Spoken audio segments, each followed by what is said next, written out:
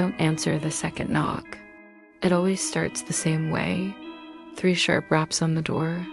The sound is so ordinary, so neighborly, that at first no one thinks twice. But then comes the second knock. Louder, slower.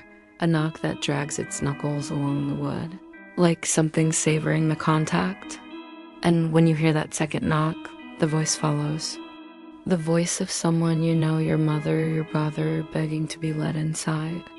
But the people who open the door after the second knock are never seen again. That's what the police reports say, at least. A rash of missing persons cases across our neighborhood.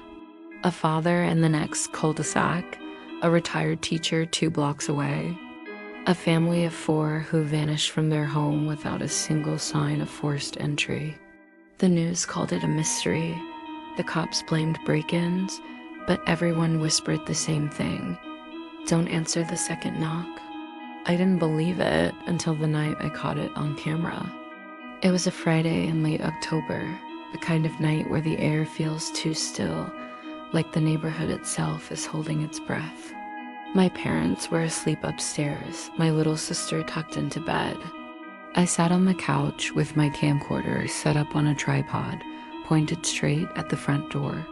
Call it paranoia, call it curiosity, I just wanted proof that the stories were nonsense. At 1:14 a.m., the first knock came. Knock, knock, knock, my chest tightened instantly. On the playback later, I noticed I stopped breathing for almost 15 seconds. Just the wind, I whispered to myself, though it sounded pathetic even to my own ears. Then the second knock, knock, a pause long enough to feel the silence crackle. Knock, and then the third, dragging and deliberate, knock. The sound vibrated through the walls, deeper than any human fist should have made. Open up, it's me, came a voice. I froze. It was my dad's voice, my dad who was upstairs asleep in bed. On the footage, you can see my hands trembling as I zoom in on the door. The deadbolt shivered like someone was brushing against it. My father's voice came again, strained and angry this time. Let me in, goddammit. Don't make me wait out here in the cold. And then on the video, you can see the doorknob turning, slowly, gently, but from the outside. I knew I should have woken my parents, should have called the police, but I just sat there, paralyzed. The camera kept rolling, catching every second. That's when I saw it. Through the small window at the top of the door, something shifted. Not a face exactly, but the hint of one. A pale shape pressed too close to the glass. The skin stretched thin and rubbery, as if someone had glued it on. The features weren't right, the eyes too wide apart, the mouth an uneven slit, but the longer I stared, the more it looked like my dad. And then, right before the battery died, the shape began to peel. It reached up with long gray fingers and tugged at the edge of its cheek. The skin came away in strips, dangling weightly, revealing something black and raw beneath. Something that wasn't human. That was the moment I finally screamed. The noise woke my parents. They ran downstairs, my dad still rubbing sleep from his eyes, my mom furious. What the hell are you yelling about at this hour? I pointed to the door, to the window where the thing had been staring in, but there was nothing. Just the empty porch, the streetlight humming outside, and the faint smell of something burnt, like charred meat. My dad thought I'd been dreaming. My mom grounded me for scaring your sister half to death, but the camera told the truth. When I replayed the footage the next morning, everything was there. The knocks, the voice, the turning doorknob, the face peeling itself apart. And when I slowed the tape down, I noticed something else, something I hadn't seen in the moment. Just before the camera cut to static, the figure leaned closer to the window, and in a voice too distorted to be human, it whispered, "You're next." I deleted the file, but I shouldn't have, because the knocks didn't stop. The next night, they came again. And this time, they didn't wait until 1:14. They started at midnight sharp. The second night was worse. I didn't bother setting up the camera this time. I didn't want proof. I wanted sleep. But when the first knock came right at midnight, my eyes snapped open like I'd been waiting for it all along. Knock, knock, knock. It was softer this time, almost polite. I held my breath, praying it would stop. Then came the second knock. Knock. Long pause, knock. And then a third, rattling the door in its frame. "Sweetheart," a voice said gently. Not my dad's this time. It was my mom's voice. I sat up in bed, every muscle locked. She was asleep down the hall. I could hear her faint snoring through the wall. But downstairs, her voice kept calling. "Sweetheart, it's me. Don't be afraid. Just open the door." My heart hammered in my chest. I knew I couldn't stay still forever, so I forced myself to creep to the top of the stairs. The hallway light spilled down, leaving the living room in shadow. From where I stood, I could see the faint outline of someone standing at the door. Too tall, too thin. The voice came again, this time sharper. "Why are you making me wait?" The doorknob rattled violently. I nearly screamed. My sister whimpered in her room, and I knew the sound had woken her. "Mom?" she called weakly. The voice outside snapped into a perfect imitation of her tone. "Mom." I bolted to her room, yanking her into my arms. "Stay quiet," I hissed. She didn't understand, but she could see the fear in my face, and she clung to me. We hid in her closet, the slats giving us a narrow view of the bedroom door. I tried to calm my breathing, but every inhale sounded like a thunderclap in my ears. Then from downstairs, knock, knock, knock. But it wasn't on the front door anymore. It was on the side door, then the back door. Then, God help me, the door at the top of the basement stairs. Each knock was followed by a different voice. My dad's, my mom's, my sister's, my own. "Let me in." "Please, it's so cold out here." "Don't make me wait. Open the door." The voices overlapped, rising in a horrible chorus, and then silence. I held my sister tight, waiting for the next knock. Seconds dragged into minutes. I almost let myself believe it was over. That's when the bedroom door creaked open. I clamped my hand over my sister's mouth before she could scream. The sound of bare feet dragging across the carpet filled the room. Slow, unsteady, coming closer to the closet. Through the slats, I saw it. That looked like my mother. Same pajamas, same hair, even the same tired slump of her shoulders. But her skin sagged, pale and wet, as if it didn't fit right. Her eyes bulged too wide, glassy and unblinking. And she smiled, slow and crooked, her lips splitting at the corners. "Sweetheart," she crooned, though her lips barely moved. "Why are you hiding from me?" My sister started to shake. I tightened my grip, silently begging her not to cry. The thing bent down in front of the closet, its face inches from the slats. The skin around its jaw twitched, like it was trying to peel away. A gray finger reached up, hooked beneath its cheek, and tugged. The skin stretched, tore, revealing something black and slick underneath. "Let me in," it whispered, in a voice that was almost mine. I squeezed my eyes shut, and then my dad's real voice rang out from the hallway. "What the hell are you doing in here?" The thing snapped upright. For a second, it stood completely still, head cocked at an unnatural angle. Then it retreated, sliding backward out of the room without turning, its smile never fading. By the time my dad flicked the light on, it was gone. "What's going on?" he demanded, glaring at me. My sister burst into tears, clinging to me tighter. I tried to explain, but my words tangled into frantic nonsense. The knocks, the voices, the thing wearing Mom's face. My dad's expression hardened, and he pulled my sister out of my arms. "That's enough. No more scary stories. You're frightening her." He didn't believe me. None of them did. But I knew what I'd seen. And when I looked down at the carpet where it had been kneeling, I saw something that made my stomach drop. A thin smear of black, tarry liquid, still wet, proof. It hadn't been a dream. And I knew it would be back. I couldn't sleep the next night, not after what I saw. Every time I closed my eyes, I pictured the thing in my sister's room, its crooked smile, its skin tugging loose like wet paper. My dad grounded me for stirring up nightmares, but honestly, I didn't care. He could take away my phone, the Xbox, everything, none of that mattered. The only thing I needed now was answers. So while my parents thought I was sulking in my room, I slipped downstairs and dug out my laptop. The house was silent, everyone asleep. I sat at the kitchen table with only the glow of the screen to keep me company. I typed in second knock urban legend.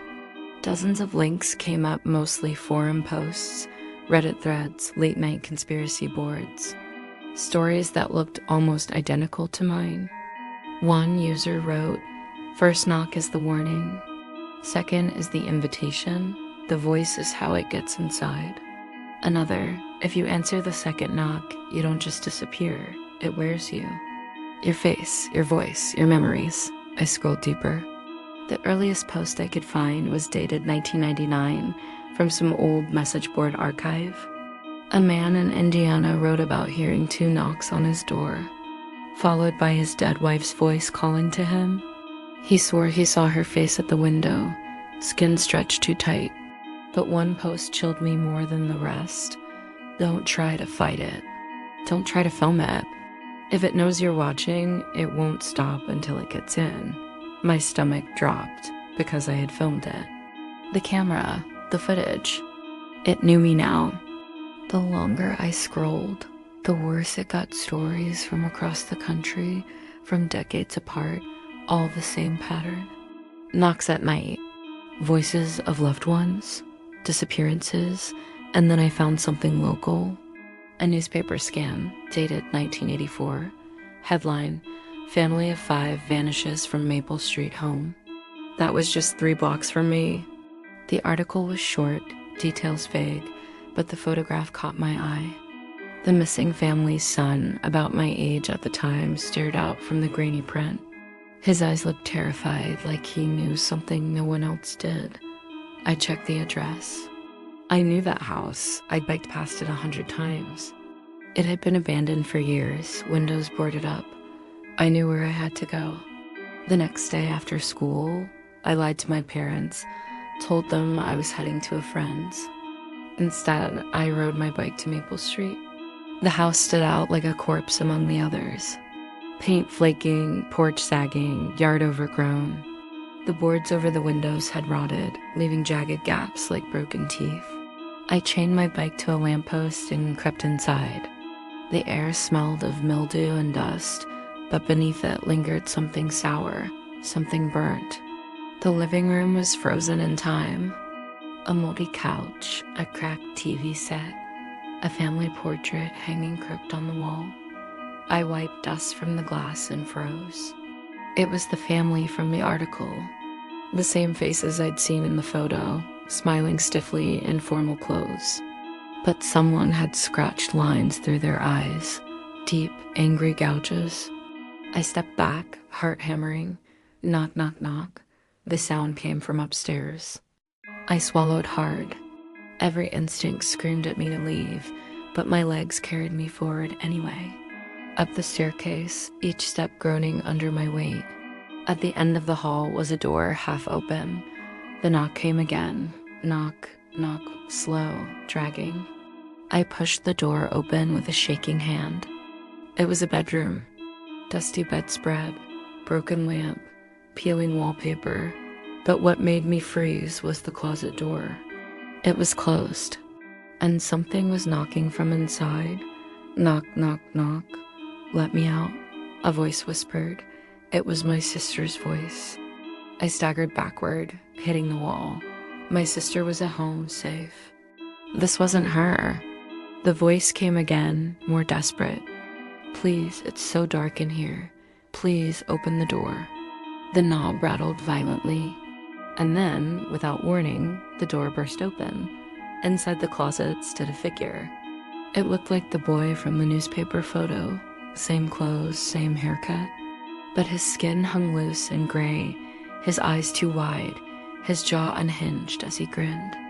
He lifted a hand and began peeling at his face, strips of flesh falling away like damp paper. Underneath, black muscle and glistening teeth grinned back at me. "You're next," he whispered in my own voice. I bolted, tearing down the stairs so fast I nearly broke my neck. I didn't stop until I was on my bike, pedaling home like hell itself was behind me. When I got back, my mom scolded me for being late. My sister ran up and hugged me, asking why I was so pale. My dad gave me the silent treatment over dinner, but none of that mattered. Because when I looked at my sister, I noticed something, her eyes. They were just a little too wide, and her smile lingered too long. I barely slept that night. Every time I closed my eyes, I saw the boy from the closet, his face peeling, his voice echoing in my head. "You're next." But worse than that was my sister. She seemed off. Her smile lingered too long. Her eyes darted to the doors, the windows, like she was listening for something. Once, when she thought I wasn't looking, she whispered to herself in a voice too low for me to catch. By morning, I was certain whatever was outside had gotten in, and it was wearing her. I tried to tell my parents. I begged them not to leave me alone with her. They laughed it off, said I was letting my imagination run wild. "It's Halloween season," my dad said. "Too many scary movies."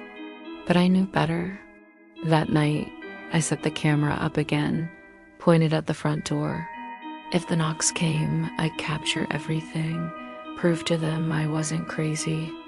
I sat there with the lights off, clutching a baseball bat, every nerve on fire. At midnight, it began. Knock, knock, knock. My breath hitched. Knock, pause. Knock, pause, knock, and then it's me. "Let me in." This time, it wasn't Mom's voice, or Dad's, or even my sister's. It was mine. I gripped the bat tighter, heart pounding. My voice, my exact tone, every inflection echoed through the door. "Let me in. I'm cold out here." The doorknob rattled. The deadbolt shivered. On the camera playback later, you can see the knob turning all the way before snapping back, like something was testing it. Then came the footsteps, not just from the porch, but from the back door, from the garage, from upstairs. All around the house, knock dash knock dash knock, and voices, dozens of voices. Every family member, every neighbor, even people I'd never met. "Let me in. Don't make me wait. It's so dark. Please, sweetheart." The walls shook with it. My sister padded into the living room, hair hanging in her face, her smile wide and twitching. "They're here," she whispered, her voice too flat, too rehearsed. Then she turned to me, and I swear for a second her skin rippled, like something underneath was pressing against it. "Don't fight it," she said in a voice that wasn't hers. "Just open the door." I backed away, bat raised, until my calves hit the couch. She stepped closer, head cocked at an unnatural angle, eyes unblinking, and then the front door burst open. The chain lock snapped like it was paper. Something tall and round ducked inside, its skin sagging, its jaw splitting into a wet grin. Behind it came more shapes peeling themselves apart, dripping black, voices layering in a sickening chorus. My mom and dad rushed down the stairs, shouting in panic, but it was too late. The figures were everywhere. One lunged at my father, its face half peeled, exposing a grin of raw teeth. My mom screamed as another grabbed her, its rubbery skin tearing as it pulled her into the dark. I swung the bat, hitting one across the jaw. Its skin split, flapping loose, revealing black muscle that pulsed like it was alive. It didn't even flinch. My sister, or the thing wearing her, laughed. The sound was high and broken, like static. "Told you," she hissed. "You're next." I ran. I don't remember how.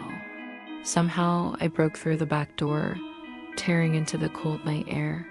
I didn't look back. I couldn't.